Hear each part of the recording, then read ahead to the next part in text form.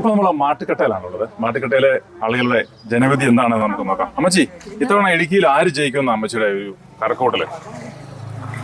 എനിക്കറിയത്തില്ല, അറിയത്തില്ല. എന്നാലും അമ്മച്ചി ആർക്കാ വോട്ട് ചെയ്യാ? അതാ അന്ന് കണ്ട അങ്ങനെയുള്ളൂ. ചേച്ചി, ഇത്തവണ ആര് ജയിക്കും ഇടുക്കിയിൽ?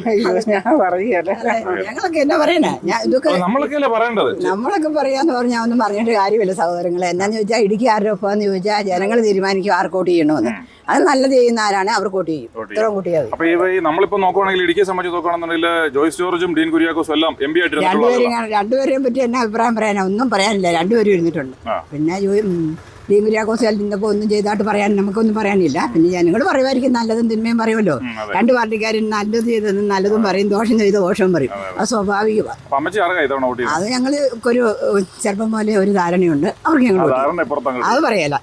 അത് വ്യക്തിപരമായ കാര്യമാണ്. അത് നിങ്ങളോട് പറയാൻ പറ്റുന്നതല്ല, ഒരിക്കലും പറയാം. ഇടുക്കി എന്ന് പറഞ്ഞാൽ ഇപ്പോൾ നമ്മളെ എല്ലാ ഭരണവും കാണുന്നില്ലേ,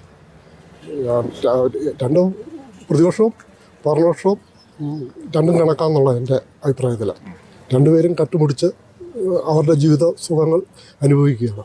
ഒരു പാർട്ടിക്ക് 5 കൊടുത്താൽ, ഭരിക്കുന്ന പാർട്ടിക്ക് 5 കിട്ടിയാൽ, പ്രതിപക്ഷത്തിന് 3 കിട്ടിയാൽ അവർ സംതൃപ്തിയാണ്.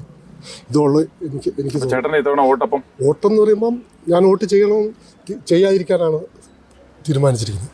ശരിക്കും പറഞ്ഞാൽ ജനാധിപത്യ രാജ്യത്ത് വോട്ട് ചെയ്യുക എന്നുള്ള ഒരു ധാർമ്മികതയല്ലേ? ധാർമ്മികതയാന്ന് പറഞ്ഞാൽ ഞാൻ ചോദിക്കട്ടെ, ഒരു നാടിൻ്റെ വികസനത്തിന് ആരും മുതിർന്നില്ല. പിന്നെ നമ്മളൊരു ദിവസം പാഴായി നമ്മൾ വോട്ട് ചെയ്യാനായിട്ട് അകലെ കിടക്കുന്ന ഒരാൾ ഇതിൻ്റെ ക്യൂവിൽ നിന്ന് വോട്ട് ചെയ്യേണ്ട ആവശ്യമുണ്ടോ? നമുക്കൊരു പ്രയോജനം ഉണ്ടെങ്കിൽ എനിക്ക് തന്നെയാണ് വേണ്ട പ്രയോജനം. നാടിന് ഏതെങ്കിലും പാർട്ടി ഭരിച്ചാൽ അതിൻ്റേതായ പ്രയോജനം ഉണ്ടെങ്കിൽ ഇല്ലല്ലേ അതുകൊണ്ടൊരു കാര്യമുള്ളൂ. ചേട്ടാ, ഇത്തവണ ഇടുക്കി ആർക്കൊപ്പമായിരിക്കും ചേട്ടാ? ഒന്നും പറയാൻ പറ്റാത്ത അവസ്ഥയാണ്. എന്നാലും UDF ആയിരിക്കും ആരെന്ന് പ്രതീക്ഷിക്കുന്നു.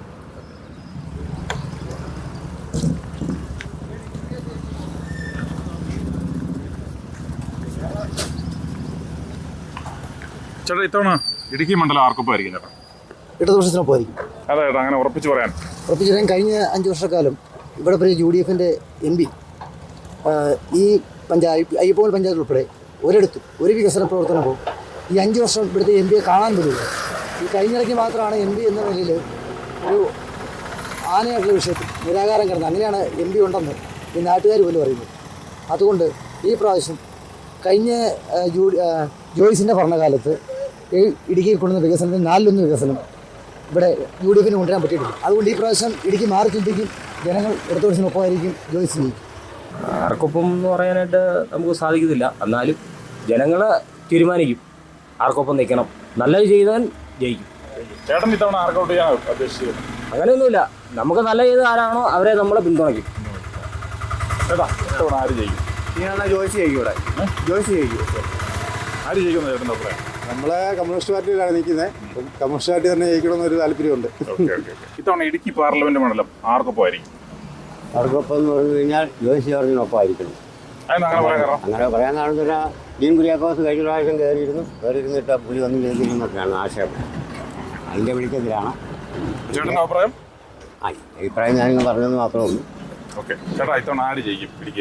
ജയിക്കുക എന്നുള്ളതല്ല, LDF എന്ന് പറയുന്ന ഒരു വർഗത്തിന് വോട്ട് ചെയ്യാത്തവരെ ജനിച്ചപ്പോൾ തുടങ്ങി വോട്ടിൻ്റെ അവകാശം ഉള്ളപ്പോൾ തുടങ്ങി ഞങ്ങൾ എനിക്കിപ്പോൾ 70 വയസ്സായി. ആ പെൻഷൻ പോലും തരാത്ത എൻ്റെ ബഹുമാനപ്പെട്ട മുഖ്യമന്ത്രിക്ക് യാതൊരു കാരണവശാലും വോട്ട് ചെയ്യാലെന്ന് തറപ്പിച്ച് പറയുന്നു. അത് ജനങ്ങളുടെ കയ്യിലായിരിക്കും, നമുക്കൊന്നും പറയാൻ പറ്റില്ല. ഞാൻ ഇപ്രാവശ്യം വോട്ട് ചെയ്യുന്നില്ല. അങ്ങനെ പറയാൻ കാരണം ആർക്കേതൊരു കാര്യമില്ല. അങ്ങനെ ഒരു വ്യത്യസ്തമായിട്ടൊരു അഭിപ്രായം ചേട്ടൻ ഇവിടെ വന്നപ്പോൾ ഞങ്ങൾ കേൾക്കുന്ന ചേട്ടനിൽ നിന്നാണ്. എന്താണ് അങ്ങനെ ഒരു അഭിപ്രായം പറയാൻ കാരണം? അതെന്ന് പറഞ്ഞു കഴിഞ്ഞാൽ ജയിച്ചു പോയി കഴിഞ്ഞാൽ നമ്മൾ വോട്ട് ചെയ്ത് അവരവരുടെ കാര്യം നോക്കുകയുള്ളൂ. നമുക്കൊരു അത്യാവശ്യം ഉണ്ടെങ്കിൽ സഹായിക്കല്ലേ. പിന്നെ നമ്മുടെ പണം ഉണ്ടായാൽ മാത്രമേ നമുക്ക് എവിടെയും കാര്യങ്ങൾ നടത്തത്തുള്ളൂ. ഓക്കെ ചേട്ടാ, രണ്ടുപേരും വർത്തമാനം പറഞ്ഞിരിക്കുക അല്ലേ? ഇത്തവണ ഇടുക്കി ആർക്കൊപ്പമായിരിക്കും? ഇടുക്കിയോ? ഈ മാർക്സിസ്റ്റ് പാർട്ടിക്കോ? അതിനങ്ങനെ പറയാൻ കാരണം അങ്ങനെ വരുള്ളൂ. അങ്ങനെ വരുള്ളൂ. ആര് ജയിക്കും? ഇടതുപക്ഷം ജയിക്കും. നമുക്ക് ഈ മാട്ടുക്കടയിലെ ഒരു റേഷൻ കടയാണ്. റേഷൻ കടയിലേക്ക് ഒന്ന് പോവാം. റേഷൻ കടയുടെ ഓണർക്ക് എന്താ പറയാനുള്ളത്? ചേട്ടാ, ഇത്തവണ ഇടുക്കി പാർലമെന്റ് മണ്ഡലം ആർക്കൊപ്പമായിരിക്കും? ഇതിപ്പം ശക്തമായ മത്സരം നടക്കുന്നത്. രണ്ടു കൂട്ടരും പണ്ട് ഇവിടെ MP ആയിട്ടിരുന്നവരാണ്. അതുകൊണ്ടിപ്പോൾ ഇതിൻ്റെ അകത്ത് ഇപ്പം നമുക്കൊന്നും പറയാൻ പറ്റില്ല. ആരിലും എന്ന് പറഞ്ഞാലും LDFിനും മുൻതൂക്കമുണ്ട്, UDFിനും ഉണ്ട്. പിന്നെ BJPക്ക് എന്ന് പറഞ്ഞാൽ അത്ര ഇല്ലെങ്കിലും അവർ ഒരുവിധം പിടിക്കും, വോട്ട് പിടിക്കും. അവരുടെ വോട്ട് പിടിക്കുന്ന സ്വാധീനം വെച്ചിരിക്കും ഇവരുടെ ഗെയിംസ് തോന്നി. Okay okay. ചേട്ടൻ അപ്പോൾ ഇടുക്കി ആര് ജയിക്കണമെന്നാണ് ചേട്ടൻ്റെ ആഗ്രഹം? ഞാൻ കടയിൽ ഇരിക്കുന്നതുകൊണ്ട് എനിക്കങ്ങനെ പറയാൻ പറ്റത്തില്ല. ഞാൻ എല്ലാം രണ്ടുപേരും ഇരിക്കുന്നത് പറയത്തുള്ളൂ. ഓക്കെ.